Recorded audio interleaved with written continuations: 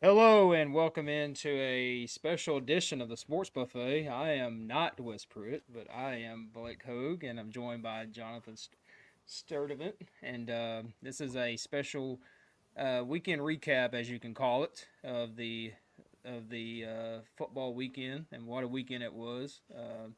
I know Memphis Tiger fans, y'all are probably a little upset right now, but it is what it is. It's that's why we love football. Okay, you never know what's going to happen, and Right, that's why you play the game, Blake. That's why you play the game. yes, that's why you play the game.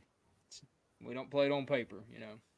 So we're actually going to start off in the NFL. So, any quick thoughts before we go through this scoreboard of the Just to NFL? be honest with you, I was kind of surprised about the outcomes, which we'll talk about here shortly. I'm not surprised by.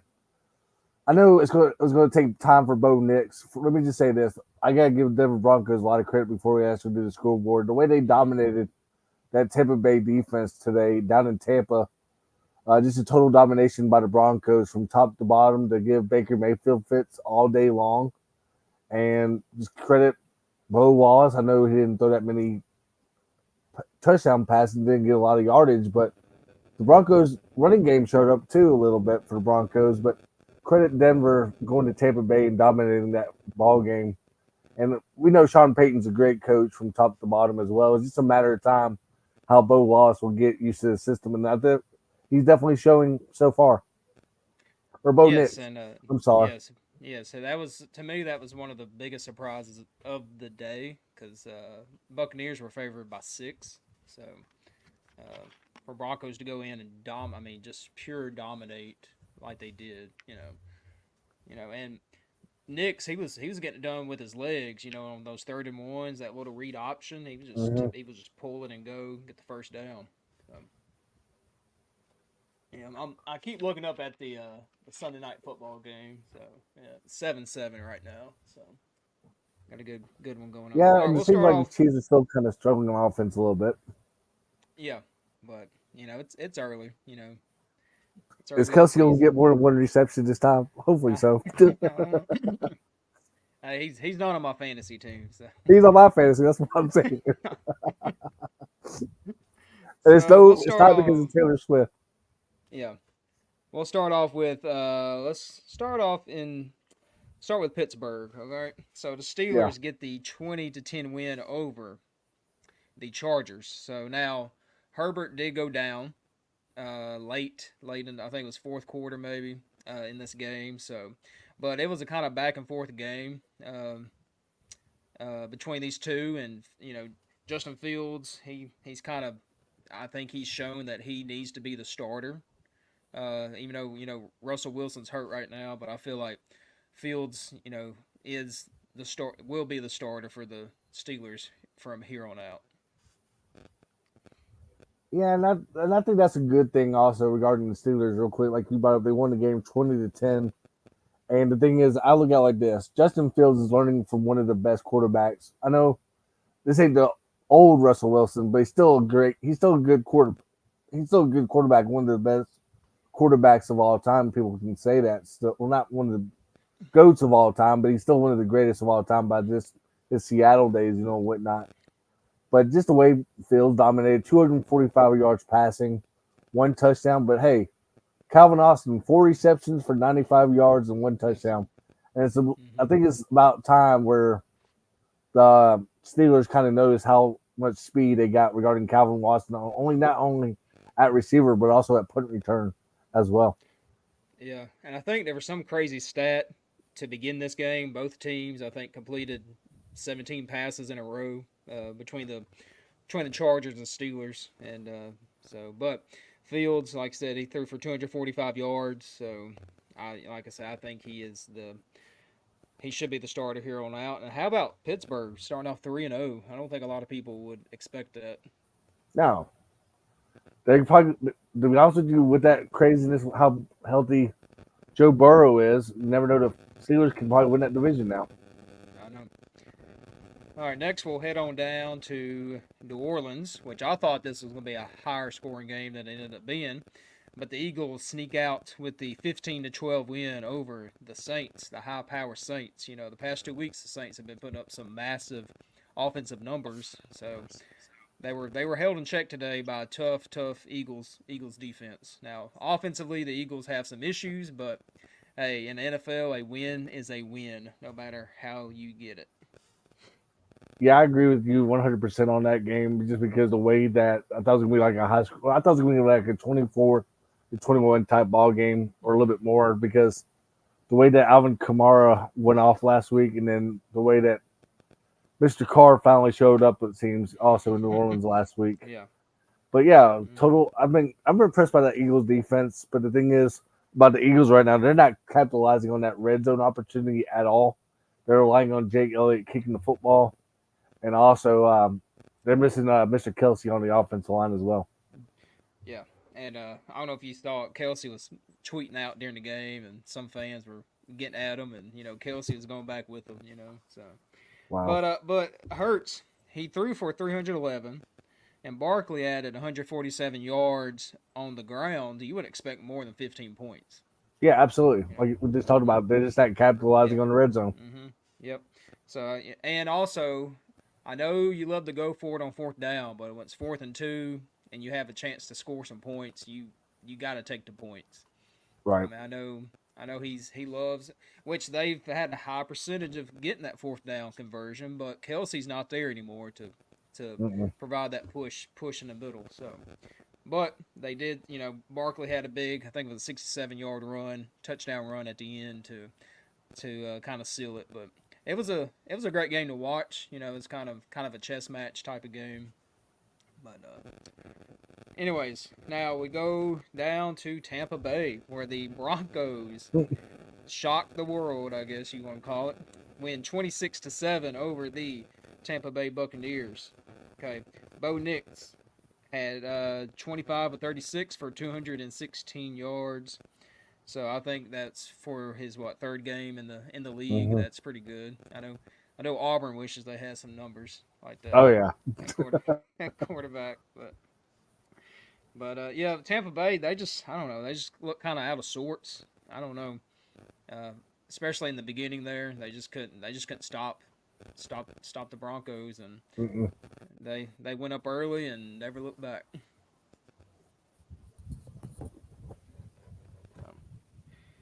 All right, we'll move on to, let's see. I bet this game is one you've been waiting to talk about. Green Bay and Tennessee. No comment.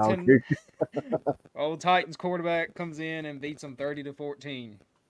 So I'm gonna let you take this one for a little bit. Man, to be honest with you, the real question is who did Wes Pruitt go for? With him going up as a Green Bay Packer fan, and now he's playing a Tennessee Titan fan now because Pollard and whatnot. But to be honest with you, yeah, like you said, the old Tennessee Titan quarterback, backup Tennessee Titan quarterback, who they traded like a month ago, it seems, into the Green Bay Packers, and just total domination. And people were saying, well, Malik couldn't throw the football. Well, he definitely showed how he could throw the football, today. Over 200 yards passing.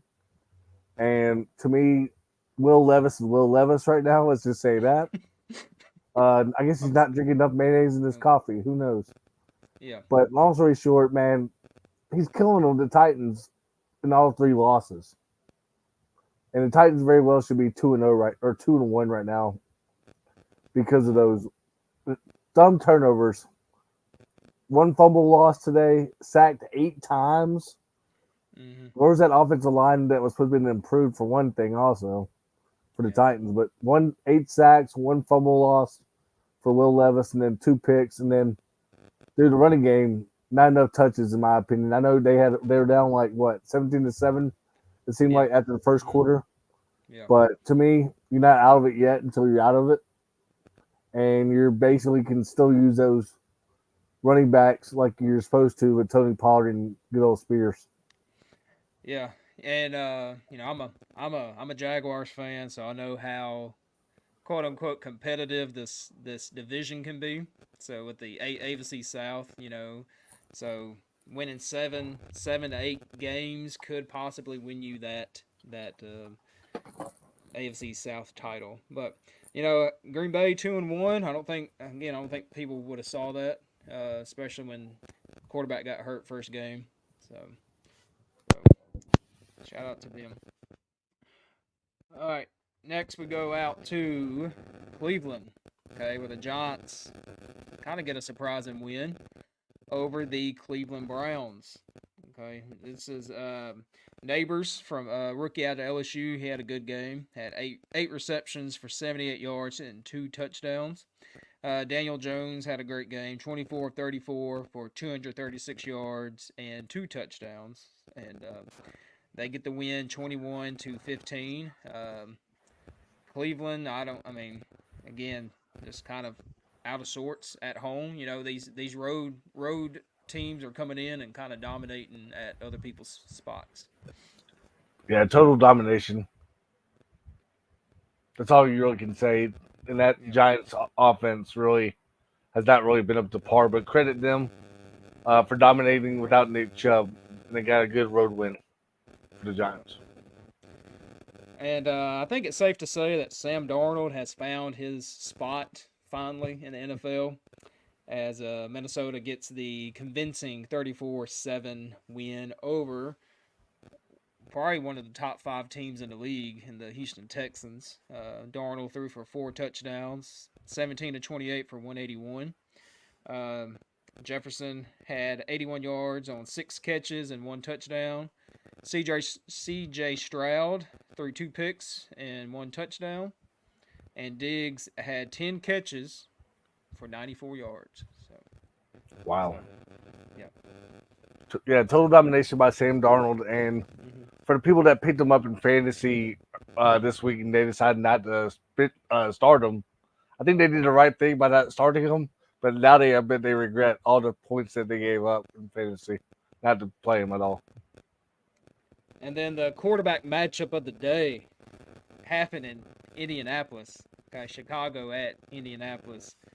The Colts get the 21-16 win, but man, was that some ugly, ugly quarterback play. I mean, just ugly. I mean, it was ugly if you're a Colts fan, but not for Williams is still learning the game, man. Yeah, so 2 interceptions. 2 interceptions. I can understand why it got ugly, but still 363 passing yards. And you still lose the ball game by 5. Yeah. Come on now. Yeah, well, to me, it's just the time of the interceptions. Okay. His first one, he threw like a 40-yard perfect pass. Next play, pick. It just wasn't timely. But he did throw his first touchdown pass of his young career. Problem is, he threw it to another rookie, so I don't know how they're going to split the football. I don't know if they're going to split it in half or play rock paper scissors to figure out who gets it. But yeah, I think I like Caleb Williams. People just got to give him time. College is a lot different from NFL, so just give him time. I know NFL is a win now league, but you've got to give these young quarterbacks some time.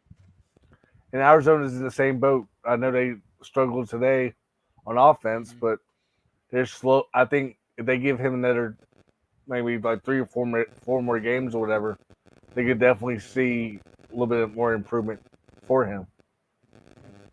And just got a quick comment here it's from Jeff Vincent. It says, "Yo, so thanks for watching, Jeff."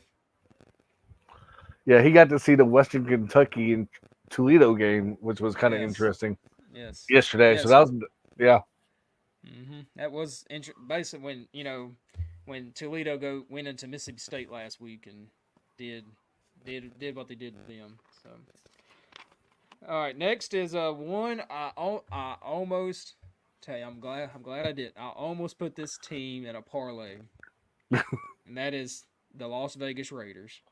I was oh like, yeah, I was like, there's no chance that the Panthers will go to cross trip, go to Las Vegas and get a 36-22 win, but they did. Getting behind the Red Rifle Andy Dalton, he threw for 3 touchdowns. He was 26 of 37 for 319. So I think the quarterback change was good for the Panthers. It's also good for Bryce Young, I right. think, to sit back and watch. And to be honest with you, I think this is regarding the same boat. Regarding, I know Justin Fields ain't a rookie no more, but he's still learning from a veteran and Mm-hmm. Russell Wilson. And I Yep. think nothing against the Carolina Panthers organization, but that place is a train wreck right now in general. Mm-hmm. But yeah, like you said, Bryce Young is definitely learning from one of the best in Andy Dalton, and I think that's a good move by Carolina just for him.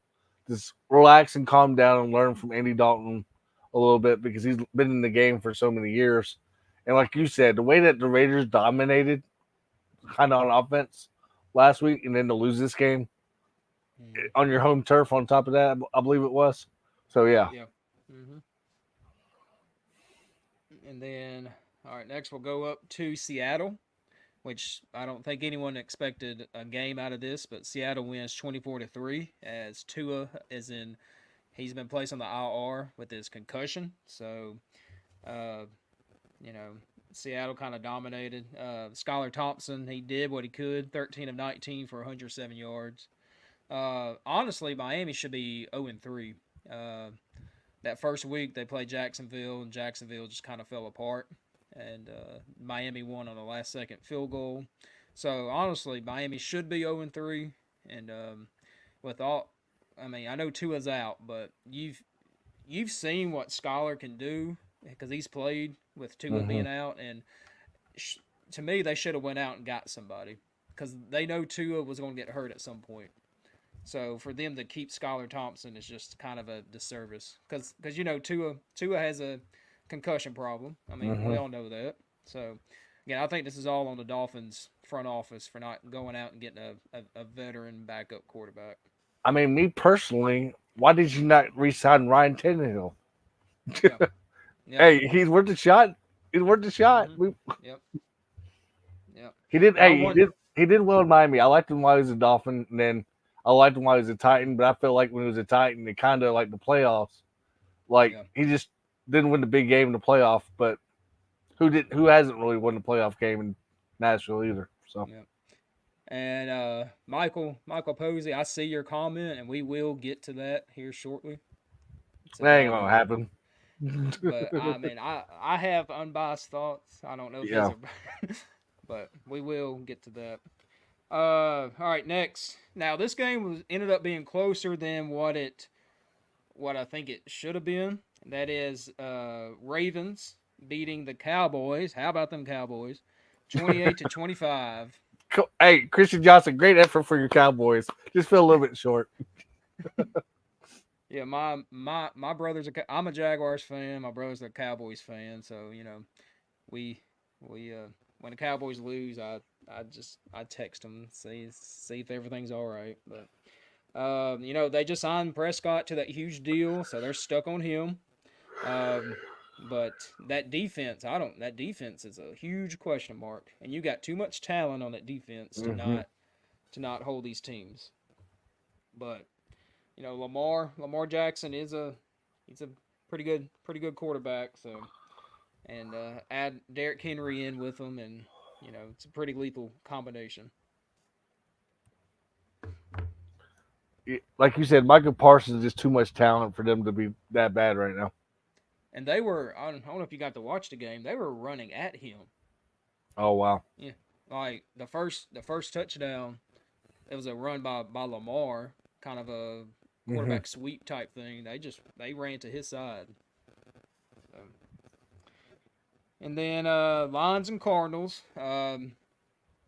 Cardinals are to me a much improved team, so it's good to see them being Right. very, very competitive. So, but again, they lost 20-13 to the Detroit Lions. When you got Jared Goff at quarterback, you know the Lions are still going to score some decent points, Mm-hmm. and Yep. especially the way that two combo with Montgomery and gosh, the guy from Alabama that they picked up, but forgot his Mm-hmm. name. But you know what I'm talking about. Yep. But yeah, those two combo running backs, and then you got St. Brown at receiver. You know the Lions are still going to score some points. Yeah. The Cardinals just need to find some type of run game because Hmm. Kyler Murray, your quarterback, was the leading rusher, 5 carries for 45 yards. But Marvin Harrison Jr. again added a touchdown. I think he's a great pickup in the draft for them. So again, it's a young team, improved team. That's what you want. You're not going to. Everybody wants to win the championship. I get that, but as long as your team is improving year to year, that's what you want. And then Shanahan's going to Shanahan. The Rams win 27-24 over the 49ers. Now, the 49ers had a lot of injuries as well did the Hmm. Rams, but the Rams were down by what? What I don't trying to see. They were down by 10 points, I think, in the fourth quarter, and they came back and won. Yeah, Rams outscored 49ers 13-3 now fourth quarter. Yeah, yeah. Purdy 292 passing. Juwan Jennings had a field day, who I just picked up in fantasy, but I forgot to start him. 11 receptions for 175 and 3 touchdowns. And I am picking myself every minute now because if I started him, I would have had 40 points in fantasy. Man, yeah. I don't fantasy. Fantasy's a tough deal. That's why I quit playing about 2, maybe 3 years ago, just because it would just ruin my Sundays. But Yeah, I just do it with some guys from church. That's the only reason I do it.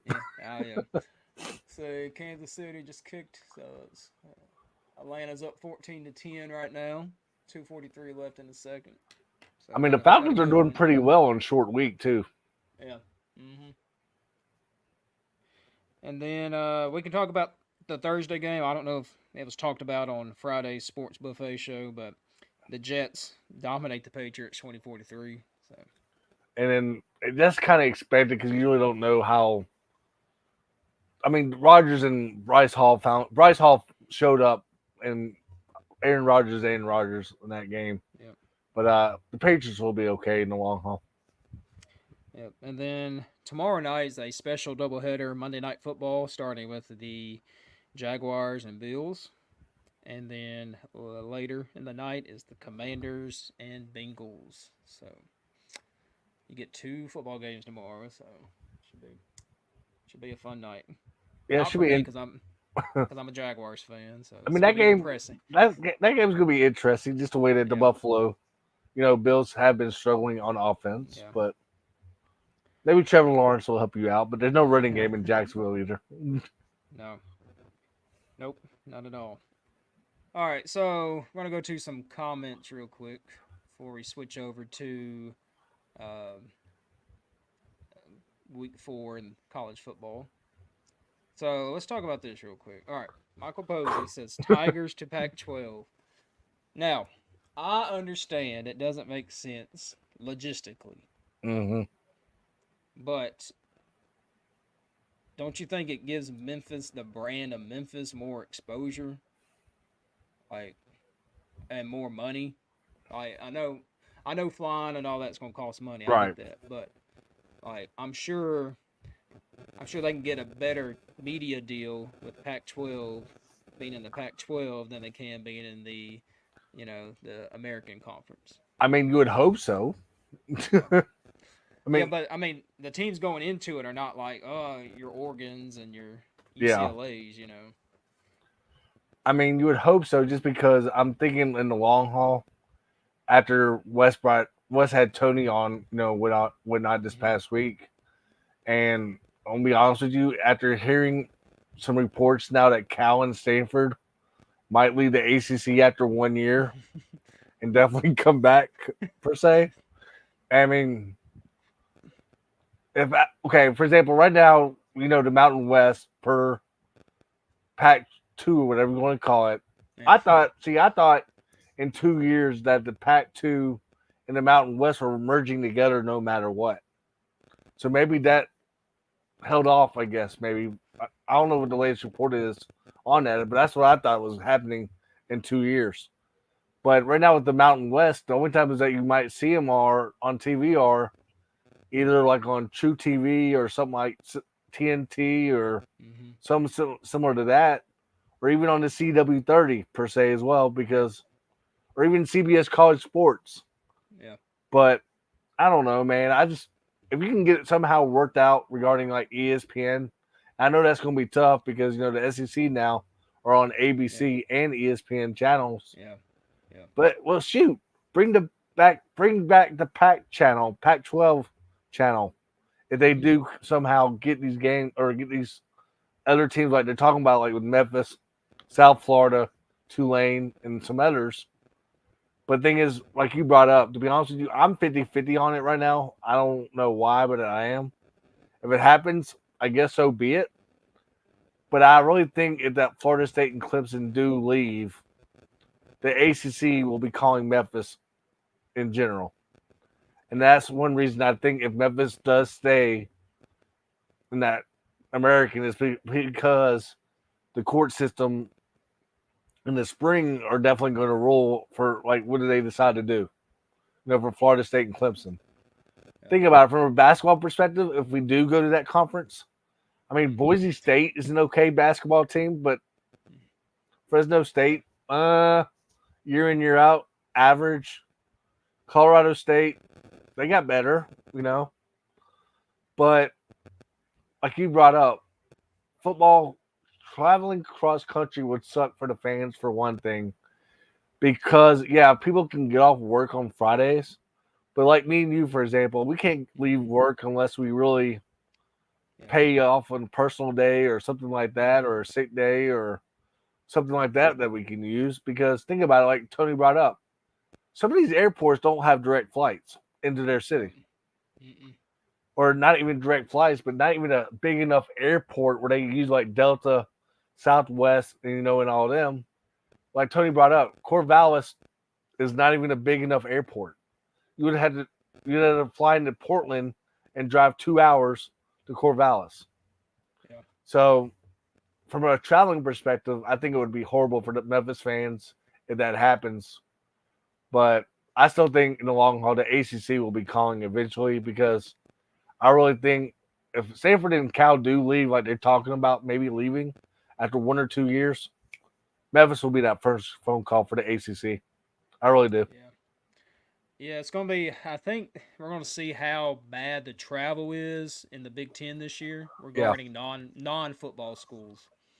Like if you have two, let's say during a you have a Tuesday game and a Saturday game in basketball, and you're Mm-hmm. flying to, let's say you fly your you say you're USC, okay? So Tuesday you fly to Michigan to play Right. basketball. You fly back, and then you fly to Rutgers or somewhere else. I Right. mean, that's a lot of toll on a young person's body, but I it's mean, all about the money. I look at it like this. What happened to? I mean, I was always in favor of this. You probably remember this a little bit since you live in Arkansas and Yeah. whatnot. But what happened to the old days where you used to see a men's and women's basketball team travel together, Hmm. perspective, and do like a day? Like for example, they would do like one game at 2 o'clock, Hmm. and then one game at like 5:30 for fans to do Yeah. both games for the Hmm. price of one. Yep. Per se, like Arkansas State, I know the Sun Belt, whatnot, they do it.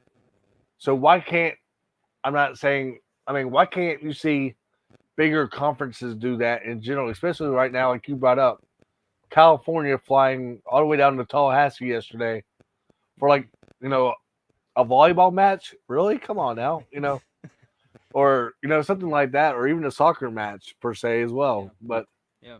I think if they do like a travel like Memphis. Okay, let's just say Memphis basketball, like you brought up. If they play, let's just say at or at Boise State one game, like on a Wednesday, I'm sure more than likely somehow to play within their budget and then travel to Colorado State like on a Saturday and play that game if they can, like just you know bus or whatever they can, just to stay like in that time zone so people can get used to that time zone for once. Yeah. But like you said, for the fans that actually want to go to these, my question is, where's the conference tournament going to be at? In Las Vegas, like it has been? Nobody's going to be going to Las Vegas like they are going to Dallas right now. No.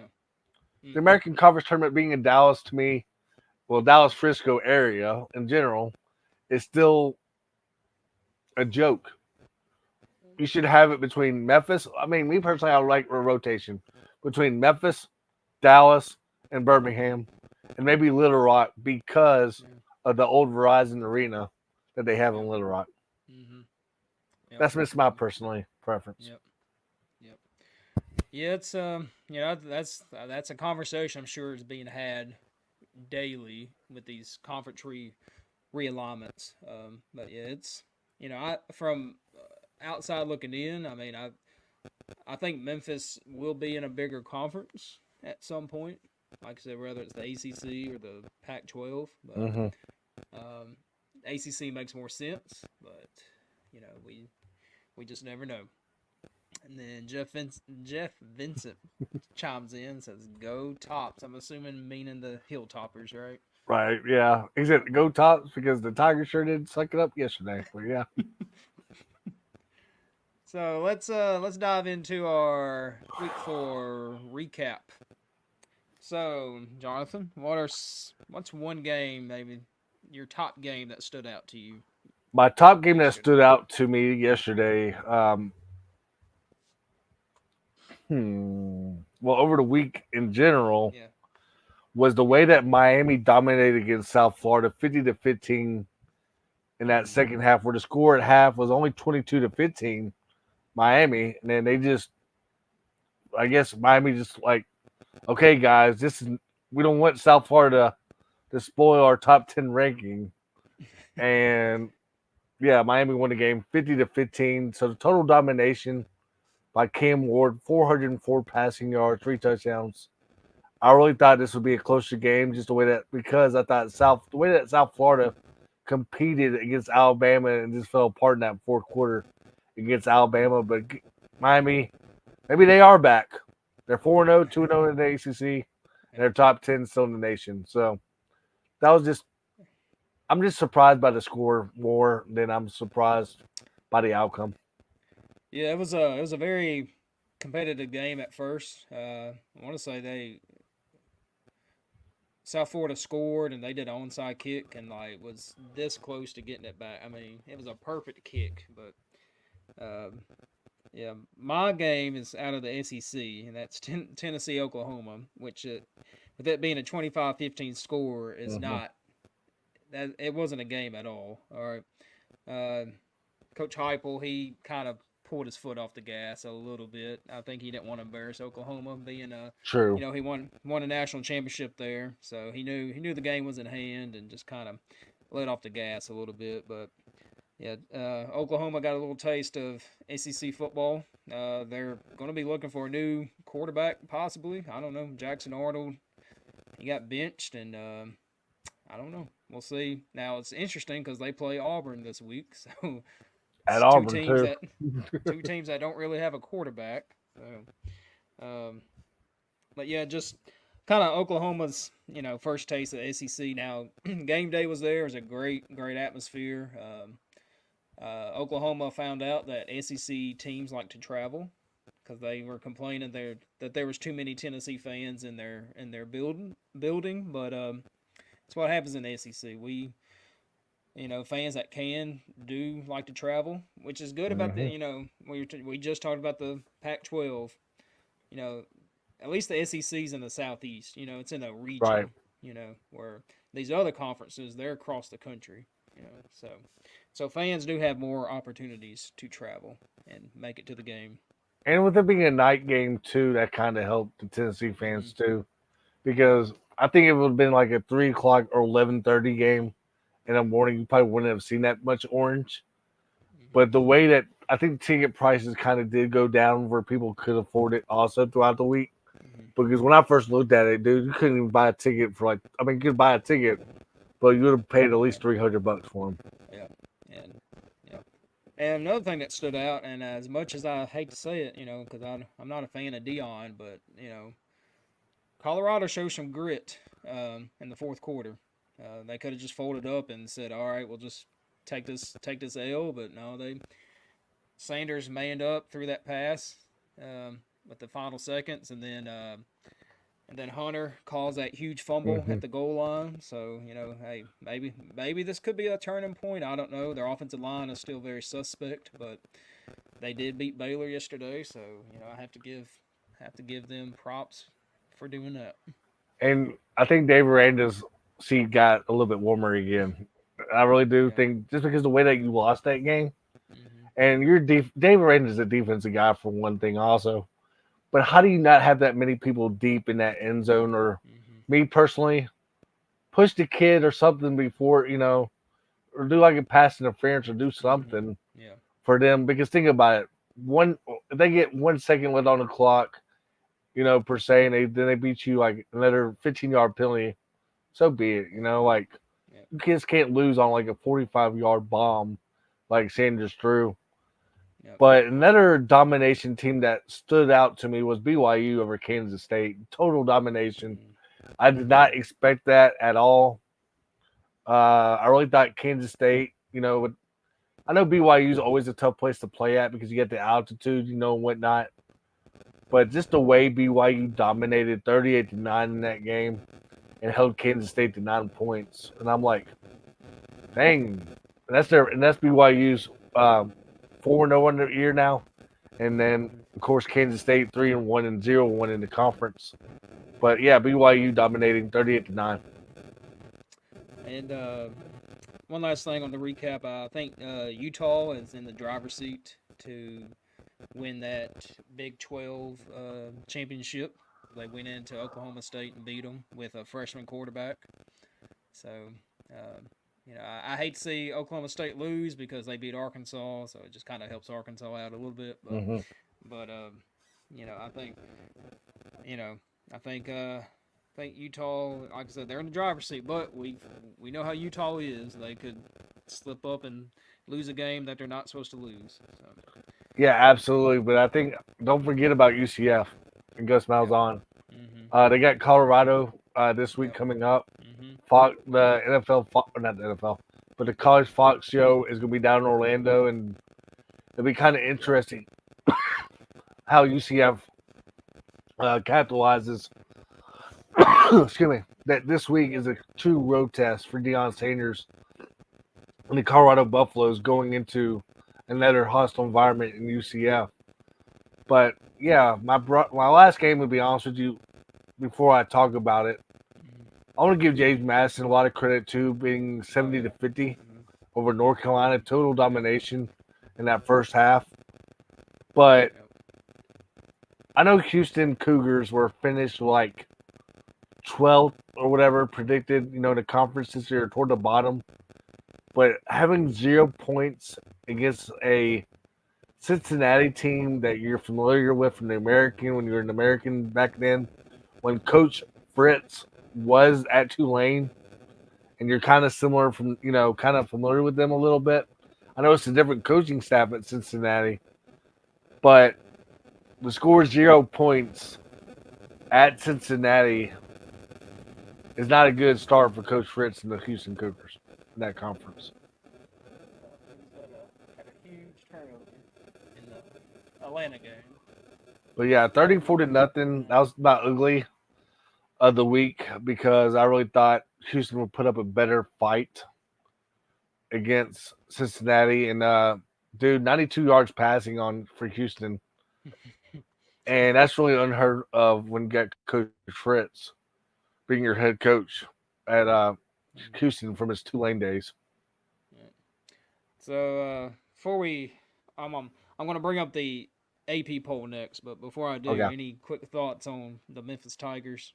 Kind of a Now West, I will give Westbrook credit on the Right. Tigers Den podcast. He kind of called this. He didn't, his prediction wasn't this, but he said, "Watch out for the quarterback, and he's going to run all over you," and he I mean, did. yeah. I mean, me personally, I I called this.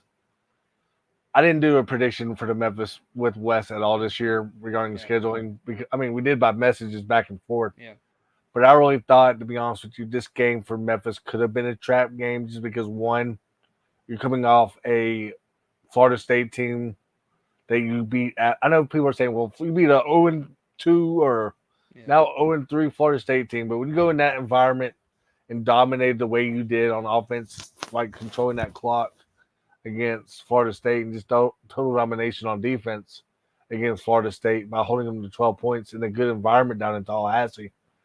yeah, But my main thing is, though, yesterday was the defense really never did change anything up at all. yeah, Uh, our defense coordinator I felt like he had our three safeties and our two linebackers pretty much in the same spot every play, it seems, you know.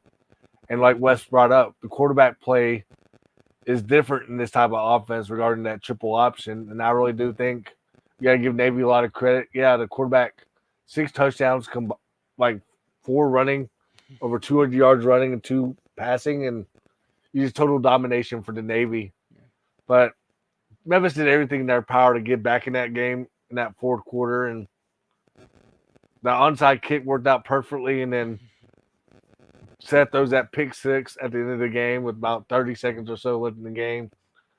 But my main thing is a lot of referees these days are also. I'm not blaming the refs at all for this loss, but I've seen it all year long so far. Again, they're letting these kids play no matter what. They're doing a lot of grabbing and they're letting the kids play. Where in years past, they would call the flag right away. yeah, And it's hard to get used to that in general in this game and age because one ref's going to call it this way, one ref's going to call it this way, each week.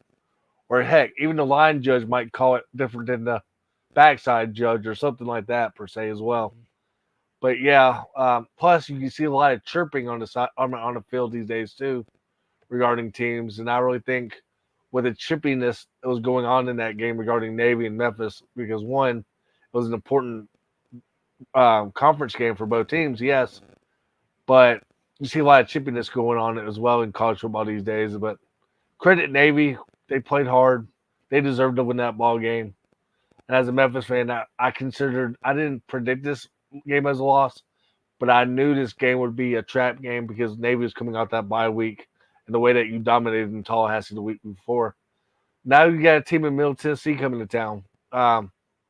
Yeah, Middle Tennessee's 1-3 on the year, mhm, yep, but Derek Mason is a good coach. I still think Derek Mason is still a good coach for one thing. I know people, well, he wasn't a good coach at Vanderbilt, but my main thing is, players seem to like him for one thing. And to be honest with you, yeah, Middle Tennessee's 1-3 on the year, but this is another Middle Tennessee team that you can't take lightly because of the history with Middle Tennessee in years past. And then you got your bye week. You can't come at it fast, quick enough. But 6:30. My main thing is now the fans are talking about not showing up because we lost to Navy, and this is a non-conference game. But me personally, show up, man, if you can. If you got tickets, use them. If you can't use them, give them to a friend, neighbor, whoever you can get rid of them to. Even if you got to give them away for free, just give them away to people if you got to.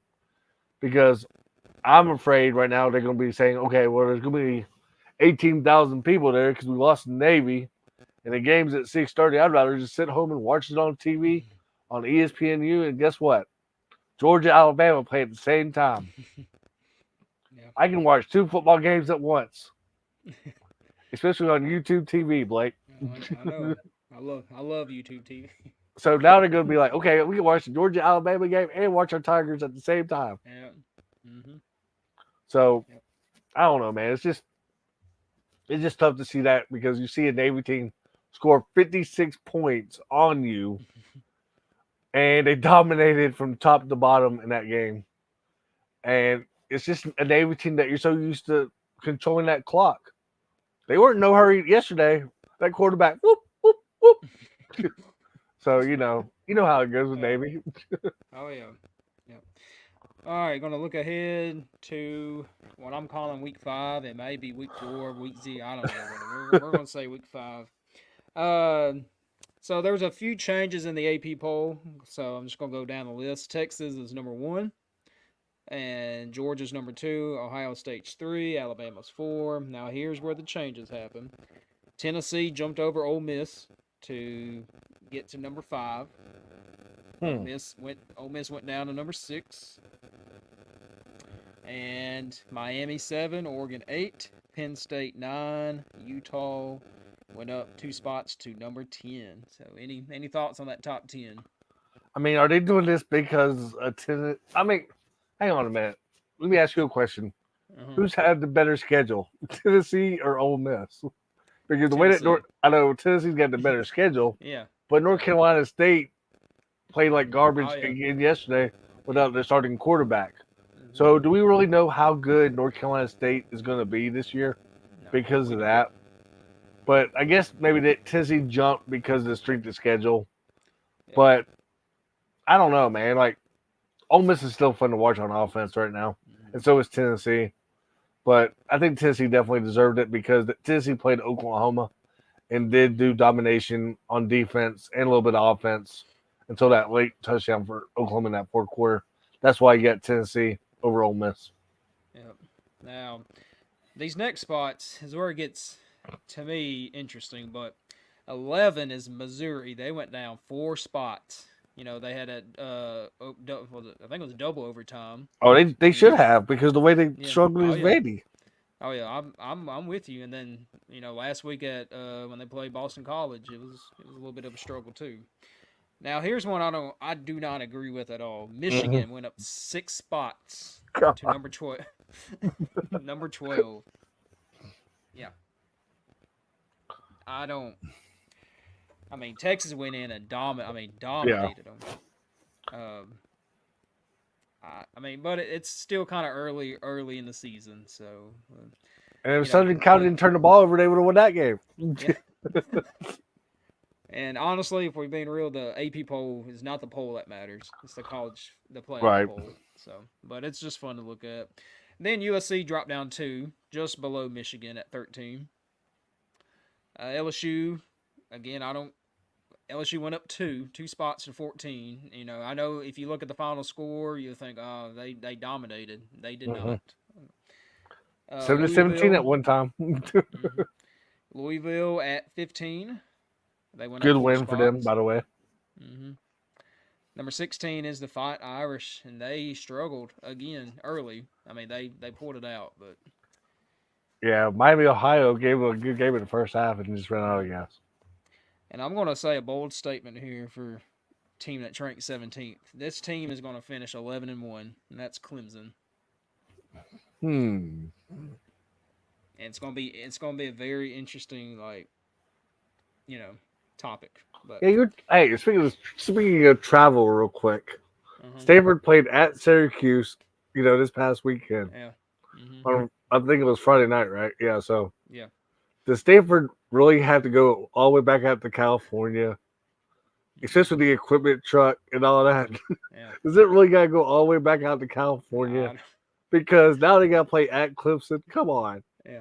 So they can somehow they can afford staying in hotels, for a few days. I'm sure the equipment truck is driving straight to Clemson, but can't the players just get away from school for a few days or just away from campus and practice at local high schools or something like that down the road?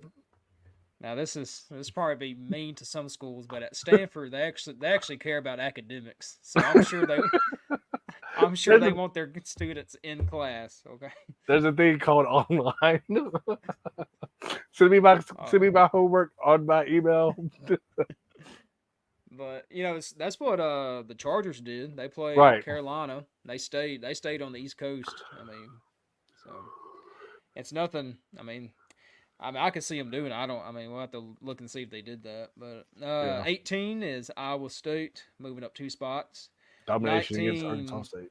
yep, which was surprising because speaking of Michigan, they only won Yeah. by 10 against Arkansas State. Right. I don't. That Michigan ranking when it came out at noon today, it just drove me crazy. But the fighting Brett Bielema's of Illinois, which a great win was it at Nebraska? Yeah, I think Yeah, it it was was at at Nebraska. Yeah, it's a great win. Now Nebraska, they can't beat there's like 2,000 something days, or I don't know. There's some huge number that they haven't beat a ranked team or Go something. look like Patrick Mahomes threw an interception. Cosplaying as Mahomes. Then Oklahoma State went down 6 to number 20. Oklahoma went down 6 to 21. BYU at 22. Kansas State went down 10 spots to 23. Texas A&M went up 1 spot to 24, and future Pac-12 participant Boise State rounds out at 25. Well, I think first of all, I think UNLV should be in that 25 spot and not Boise. Yeah. And the crazy thing is, UNLV, if we're going by receiving other votes, 26, 27, they're the 29th ranked team. Wow, they dropped. Yeah. Which I'm always looking at UNLV because of their head coach Barry Odom. His son actually still goes to Fayetteville High School. Oh Arkansas. wow. Yeah. So there's a lot of conspiracy theories out there saying he's going to be the next coach at Arkansas, but Talking about Barry Odom again. yeah. Mm-hmm. All right. So, do you want to start? I can start our Week 5 games that we are looking forward to. We'll do that one by one thing and I'll let you go first All right. again. All right. I'm going with the obvious one. I'm sure you probably didn't have it on your list because you knew I would pick it, and that's Georgia at Alabama. No, of course I would have. No, okay. Number 2 versus number 4. Game Day announced this like 10 minutes after they went over right? They're like, we're not wasting any time. We know exactly where we're Oh, going. I can't wait for Pat McAfee. I can't. Oh, yeah. Especially after what happened at SEC championship game. I just can't wait. Of course, Saban's probably going to pick Alabama. Because he said roll tide roll. On College Game Day last week in Ann Arbor. Yep. But just the way that Pat McAfee and Nick Saban, and of course, I'm sure Herb Street and the gang will probably do that game too, and let him do less traveling. Yeah. Per se as well. But yeah, I can't wait for Pat McAfee just to. Is he going to call the dogs and then pick Alabama at the end like he did, for that championship game? Or is he going to stick with Georgia this time around? Yep. Now, the stat has remained true that the game day host, the school that hosts game day, loses because Oklahoma hosted it last week. So 0-4. Yeah. So, and it's a possibility that it goes 0-5. The spread right now is Georgia minus 2.5. The over/under set at 49.5. So, I think I'll do right now. I'm going to do a little bit of over on that one. Yeah. I don't talk to Dave Shoemate. He works for SEC, and I think this Alabama team is kind of being overlooked. I know they're ranked 4th in the nation. You're asking, well, how can they be overlooked? It's just when teams talk about the SEC, they're like the 4th or 5th team that's mentioned. They talk about Tennessee, they talk about Ole Miss, talk about Georgia, talk about Mizzou, and then but I think it's because people think, Bama is Bama, but should be a good matchup. Like I said, I will probably go over right now. I don't know about the spread. I don't know. I mean, being at Bama at night at 6:30 should be a rocking environment. I mean, I tell you how crazy it is. When was the last time we saw Georgia and Alabama play a bye week before this game? Oh, yeah. Because not only, I know Georgia struggled at Kentucky. Now I think, Alabama's defense is definitely way better than Kentucky's defense by far. Yeah. But if Georgia has another slow start like they did against Kentucky, it's going to be a long day for that Georgia offense. And I think the key in that game is going to be the tight end position for the Georgia Bulldogs, just because Georgia has so many good tight ends that could give Alabama some problems. But okay, Alabama, who they played? They played South Florida Yeah. 2 weeks ago, right? Yep. So they had a bye week hmm this week. Yep. So hmm Justin Jefferson, you got to remember he got ejected against South Florida, I believe, for that targeting call, hmm and he's one of the leading tacklers for Alabama on defense. So how's Alabama going to adjust without Justin Yeah. Jefferson out Yeah. there, for Alabama as well? Yeah. They'll bring in the receiver Justin Right. Jefferson and try to squeeze him in. All right, My first what's your game, I'm top gonna game? my top Yeah, right now I'm for gonna first do game. my first game is gonna be, let's just do Louisville at Notre Dame. Yeah, that was on my list. Yeah, number 15 Louisville Yeah. at number 16 Notre Dame. 2:30 kickoff in South Bend, Indiana, and it's on Peacock, fellas. It's on Peacock. So So it's not on I ain't watching NBC. it. It's not on NBC. It's on Peacock. Yeah. So any Peacock subscribers, there you go. But yeah, hmm 4.5 Notre Dame favored right now. Over and under at 48.5. I'm hmm anxious to see how Louisville defense comes out Yeah. because they held Georgia Tech pretty much all in check against Georgia Tech this past Saturday. So yeah, interesting game regarding Notre Dame, just because hmm the quarterback play again has not really been up to par. And you knew before the game, I don't know if you noticed or not, but they were asking for the other quarterback's name during the intros the other day in South Bend. So that'll be definitely interesting for Notre Dame. Yeah, that's gonna be a great. Well, I'd say ACC matchup, but it'll be. I hate that it's on Peacock because, as you know, a lot of your older people that watch Right. football, They don't they have pay. can't. Yeah, they can't $5 a quite month? understand it. Yeah, and like if they can't hit the guide channel and click on it, they're not Yeah. gonna watch it. So, No. but yeah, that'll the total set at 48 and a half. I think that's over. For Right. sure. Uh, I just think, but I wish. I hate that. I live in SEC country, but I hate that game day went to back SEC venues. Now I get it, I do, because Right. it's number two versus number four. But let's give some other conferences some love too. I guess they already did Notre Dame, so that's probably why they did Yeah, Dublin, and whatnot too. yeah, But yeah. yeah, All right, my next one is probably one of yours, like for real this time, is Colorado at UCF. I thought about it, but I'm passing up Yeah, on it just because. yeah, Um, yeah, you brought up a good. That's a good. I think that's a sneaky game hmm for UCF in a way, just because Colorado, the way they came back. But the hmm thing is, it's not going to help eventually where Travis Hunter is playing both sides of the football. It's going to wear him out eventually.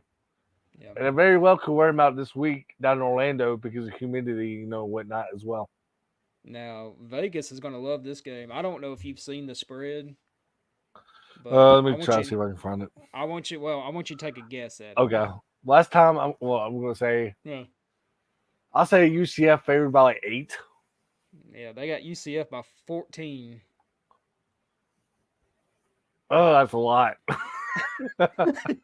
Looking back Yeah, at it, I think that's a lot because a yeah, lot of UCF fans right now are kind of like saying that's a sneaky game in general because it's Dion's first true road yeah. game, whatnot. Yeah, But that is a lot of points just because I think. yeah. Okay, let me just say this: if Deion Sanders is smart, time of possession, no rush at all, be patient on offense, and control that clock Yeah, against Gus Malzahn, and I think Colorado definitely has a great shot of beating UCF. yeah. And KJ, I don't know if you know this, but KJ Jefferson has a picture of an article Hmm. that ranked Sanders as the best quarterback over, like, there's like a rankings, and KJ's like in the Right. middle and Sanders is at tight, so it sits in his locker every day he looks at it. So He'll probably get KJ assigned after the Jefferson, game. yep. And speaking of now, this is going back to last week, but how about Colorado rushing the field after beating Baylor. For beating Baylor. For beating Baylor. And the game wasn't even over yet, No. technically. I mean, For beating mean, Baylor. I can understand beating a top 5 Nebraska team yeah, back in the 90s. But yeah, beating Baylor, come on. yeah, yeah. I didn't quite understand that. All right, so that's your second game. It's gonna be. I mean, both teams are kind of struggling as of late. Let's just say that. The way that TCU lost that game against UCF 2 weeks ago, and the way that SMU dominated yesterday against TCU, and that was without Preston Stone, I believe too. But yeah, another game. TCU at Kansas. Kansas is actually favored by 2 right now. Kansas is 1-3 on the year. Um, Playing at Arrowhead, because that's where their home games and conference are now until their stadium is getting done renovating. But it's going to be an interesting game because the over and under right now is at 59.5. Yeah, that's But again, the way that Kansas is struggling passing the ball as of late, like this ain't the same Daniels that we saw, that played in AutoZone Liberty Bowl and dominated against Arkansas. yeah, But the Kansas running game is still pretty good. But Kansas blew that lead yesterday against West Virginia, being up by 11 with 4 minutes to go in the game. And you just can't do that, especially after a lightning delay. Yeah, that might control your body or whatever, but it's going to be an interesting matchup. TCU, 2-2. Both teams are looking for a Big 12 win. So if Kansas wants to have a good shot at still going bowling this year, they'll definitely have to win this game coming up against TCU. yeah. Daniels has been one of the more disappointing Mm-hmm. players this year. He's thrown seven interceptions so far, only 4 touchdowns. He was talked. He was one of the top players, top quarterbacks probably. In the nation last year, and I don't know, but yeah, I'm gonna go with God. That's a tough game because they both have issues. Right now, I'll give the Uh, edge to Kansas because the game's at Kansas. That's the only reason. yeah, yeah, and it's 2:30 kickoff, so TCU's kind of off the rails. Coach got ejected last week Yeah, or I this wonder if past does he have week. to sit out? Does he have to sit out this game? I don't know how it works for the I know. I'm coaches. just talking about I you know know. how it is in basketball. Yeah, yeah. It's been a while since I've seen a football coach get ejected. Wow. And shout out to the TCU social media page. I don't know if you saw Mm-hmm. the little video they put out of no, not TCU, the SMU social media Right. page of what they put out. It was great. But, No ACC network or anything like that. yeah, We're on a CW. yeah, yeah. All right, so I got 2 options for my last one since most Flip of a them are coin. taken. I'm gonna go with Oklahoma State at Kansas State. Um, Both teams need a win in Mm-hmm. the worst kind of way to stay in the Big 12 hunt. It's 11 o'clock kickoff on ESPN. Kansas State's actually favored right now by 5.5. So What's the over and under on that one? 54.5. I can see that game going over, but again, I can Yeah, see it going under too. yeah. And Ollie Gordon has been a huge disappointment. Like I think there's more to that arrest than what's Yeah. being made out to be. Because he's just, as an Arkansas fan, I thought, oh great, we shut down Ollie Gordon, Yeah. Heisman candidate. We got a great rush defense, and no. Yeah, I think there's something going on in Ollie Gordon's head because maybe he's worried about facing jail time that we don't know about or Yeah. something similar to that. But again, dude, that running game was a total mess yesterday for the Cowboys. Yeah. Mm-hmm. And yeah, Yeah, I'll give the edge right now to Kansas State, but just because maybe Kansas State was looking ahead to Oklahoma State next week because people. I know it was a Big 12 game last night against BYU, but you know how kids are. They always like to look ahead to future opponents on that schedule. Yeah. And I'm gonna take a time out here, let you know that Kelsey has 3 catches for 13 Yes, yards. So. he's going on up. So we got a third and goal right now, so it could be a Kelsey time. But so that's my 3. Yeah, my last one is going to be an interesting ACC matchup because It's the two teams that hate each other. Yeah. Duke versus North Carolina in Durham, North Carolina. Yeah. Breaking news: the Reds just fired their major David Bell a year after giving him a contract extension for the Cincinnati Reds. So Yeah. a quick baseball Yeah. shout out right there. But yeah, North Carolina at Duke. North Carolina 3-1 after James Madison going in there and scoring 70 on them. And of course, you got Minnie Diaz, a defensive mind guy, coaching at Duke in the games at Duke, 4-0 Duke, I might add.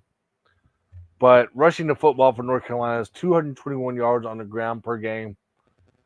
But right now, I'm going to give the edge to Duke just because the game's at Duke. I know the teams are close together, but North Carolina's favored by 3. And the over and under for that is 56.5. Ooh, man. But yeah, I can see that game going either way. But right now I'm gonna give Duke the edge because um they played I know they played at Middle Tennessee this past weekend. But right now I'm gonna give the edge to Duke just because I think Duke's offense can pretty much put up some points. And I also think there's no reason for you to, first of all, to give up 70 points at home Yeah. in Chapel Hill last week to James Madison. Yeah. And people I don't know if you saw this or not, but people were asking Matt Brown, are you retiring or something that we don't know about? Yeah. And Well, Matt I Brown's like, mean, no, I'm not retiring yet, but that's another interesting game for the ACC. yeah, it's the battle of the basketball schools, But yeah, I would give the edge to Duke.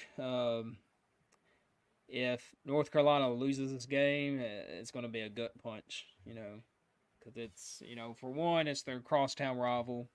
Two, they just got James Madison came in and dominated them. So if they lose 2 weeks in a row, it's you have to find some intrinsic motivation somehow. But yeah, I'll give the edge to Duke. I would go over Mm-hmm. because hey, North Carolina may put up 50, again, but they give up 52, so so I would for sure go. I would take the over. But, Yeah, but absolutely. yep. All right, so that was our college football recap, and looking forward to next week. And we talked about the NFL. The Chiefs just took a lead on a. I think they made the field goal. I wasn't quite paying attention. They were lining up for one. Yeah, so 16-14 right now. So Chiefs cannot get into the end zone. They're having to settle for field goals. It could We'll come see. down to that field goal again, Yep, like it did last week. yep. So and then you got two Monday night games tomorrow. Jonathan, any are you gonna be on any shows this week? It's gonna be like our show lineup is gonna be kind of interesting throughout the week. I know Wes has a lot of interesting work hours this week, in general, and I Yeah. think he's going to try to do the sports buffet as much as he can this week. So everybody just be on the lookout for the social medias, whatnot, Facebook, Twitter, the YouTube, to X. and all the other brands in general. But I know you're going to have your show on Thursday. I'm trying to figure out maybe when the Inside the Lines might. I mean, it might be recorded like it is the last couple of weeks, just because it's so hard right now. Me personally, I'm still going to do a little bit of prep too, and a little bit of college football at the same time. But Mm-hmm. right now, regarding preps, it is kind of hard to get some coaches on Saturdays because one, they're with their families. Two, they like to watch film, and then Yeah. three, they probably go to like watch a kid they coached in high school down the road or Mm-hmm. playing at the University of Memphis per se as well. But yeah, another interesting show on Inside the Lines is coming this week because there's some crazy games in high school football, not only in Arkansas but also in the state of Tennessee this past week Yeah. that we'll definitely dig into because you saw some teams that really nobody gave a lot of credit to. And Briarcrest, a team local here in Memphis, they played Knoxville Catholic, a team out of Knoxville, who's pretty high-powered offense. And Briarcrest won that non-region game, but and then Whitehaven beating a state champion team in Houston last week, 21-14. So another interesting show on Inside the Lines. Hopefully, I can get some coaches away from their busy schedule with this week because it is week 5 for high school football, a little bit for some people. And a lot of people are actually still digging into region play still, and they're finishing up. Like they still got 5 weeks or 4 weeks or whatever, how many more weeks they got left in their regular season. But a lot of coaches are definitely busy and whatnot too throughout the week because one, they're teaching, and then two, they're getting ready for their tough region slate later on down the road as well. And Blake, I'm definitely looking forward to your show on Thursday. Arkansas definitely got a. I know it was ugly at times, but hey, a win's a win on the road. You're 3-1 on the year in Arkansas. You should be 4-0, yes, but Yeah. I still take that win if I'm Arkansas. Going to Auburn is not an easy place to play at. No. And now you got, what is it, A&M this week? A&M at Jerry's World. The last year of that too, so that's Yeah. a good thing for Arkansas and A&M fans. Yeah. Like Wes and you and Ashton brought up. But Yeah. I'm definitely interesting to see what happens on college football this week because you see some interesting lines out there, and you definitely see some interesting games that are in conference play where anybody can beat anybody, like the Navy did against Memphis last week. So, what about your show on Thursday? What do you got lined up? Anything? Yeah, we got. Hopefully, we'll check in on Dave Shoemate, see if he can hop on. Okay. So he's from SEC Unfiltered. They actually went to the game. His crew, they pick a campus to go to each week. So they were at the at Arkansas Auburn game. So yeah, we'll break it all down. Hog fans, when you stepped outside this morning, the air was a little bit crisper and coffee is a little bit stronger, and because we finally got an SEC win. So albeit now I get Auburn's a bad team, but a win is a win. Okay, they're 3-1. Our goal, honestly, is to get the 6 to get to a bowl. So we're halfway there. Mm-hmm. And A&M, if you look at A&M, it's copy and paste from Arkansas. Their quarterback plays like Taylor Green, it's Marcel Reed. They've kind of gone to him. He's athletic. He can throw it. It's kind of like Taylor Green. He'll get first downs with his legs. So it's gonna be a great matchup down in last year in Jerry's World. So next time they'll be either at College Station or in Fayetteville.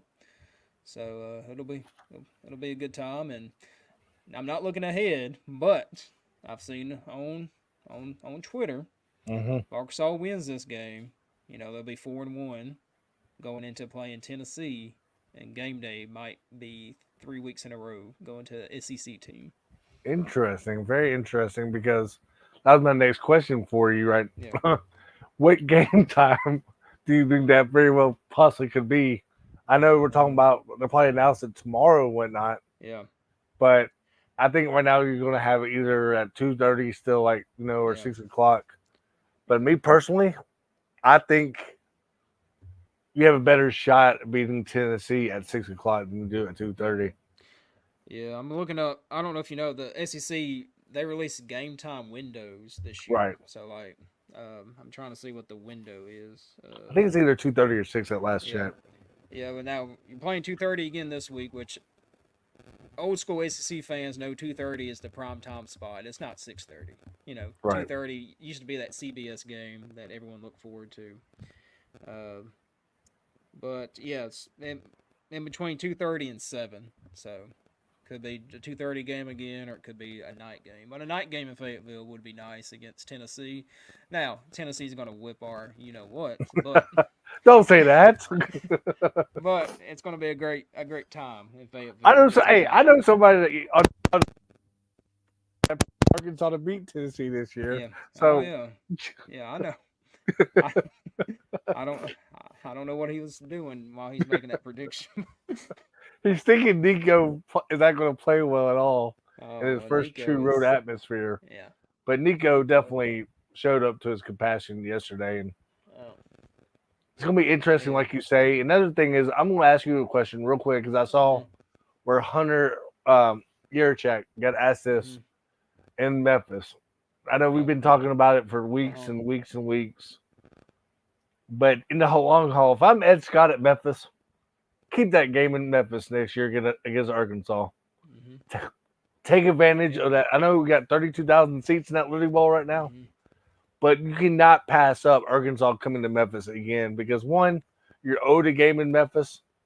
Two, you don't know the future of SEC scheduling per se because we've still been talking about SEC going to 9-game scheduling, whatnot. Yeah. And I think if that happens, Arkansas is going to drop Memphis. I really do. Yeah. Hmm. And what is your thoughts on Hunter Yurchak maybe trying to buy that game out and putting that game in Fayetteville? I think I think he sees that there will be more seats available in Fayetteville than Right. will be in Memphis. So, and he knows that Memphis is not. I mean, it's a little bit of a drive, Fayetteville to Memphis, but it's not Mm-hmm. terrible. So he feels like he could fill up his stadium to full capacity, if they played Memphis at home. So I think that's the reasoning behind it is he sees an away team that's kind of close and knows that he can probably make a little bit more money. True, and I just don't think if I'm in Memphis perspective, like we talked about, you can't Hmm. afford to lose a home game like No. that Yeah. because one, you'll have to find another team on your or non-conference. I mean, Hmm. you already got a 12-game schedule. Don't get me wrong. I mean, but that means you'll only have you down will be like 6 home games or something like that for next year. And I think if you're Memphis and Ed Scott, you cannot have that happen because look what happened when Memphis played Missouri last year. The game was in St. Louis. Yeah. Which Yeah, I is know you a got paid $1 million, track city. but think about it. You would have a sold out crowd, per se, for that game in Memphis last year if Missouri came to town. Well, I'll tell you, I don't know if the calendar's lined up, but there's a team in Oxford, Mississippi that's looking for an opponent. So if you bring Ole Miss to Memphis, that'll sell out Oh some yeah, tickets too. So again, I haven't looked at the schedule, but if that has to happen, I don't. I mean, Memphis Ole Miss would be a good matchup too. true. But, all right, so again, look out on our socials this week, and for game times, we'll be live Thursday. Hogs Happy Hour will be live Thursday around 5 o'clock, 5:15, 5:30, whenever everyone can get together. So looking out in the morning time for the sports buffet, and look out for Inside the Lines with Jonathan Sturdivant. So, and if you're going to the big game and you need to score a touchdown with your ticket purchase, use promo code 4-Star Sports Media on SeatGeek to get $20 off your first order. So be sure to take advantage of that. Yeah, definitely, because there is definitely some interesting concerts going on as we speak, Yeah. especially in good old Knoxville right now with Morgan Wallen performing on Oh noon. yeah. But Yeah. good thing Tennessee's got a bye week, Yeah. per se, this week because Get that. that field would be a mess. Mm-hmm. Yep. And the Chiefs are driving down the field they're at the 25 yard line, so going in. So they're up 16-14. So I don't know. We'll see what happens. But anyways, be sure to follow, subscribe, like us, check out our shows, do everything you can to support us, and we will see y'all next week.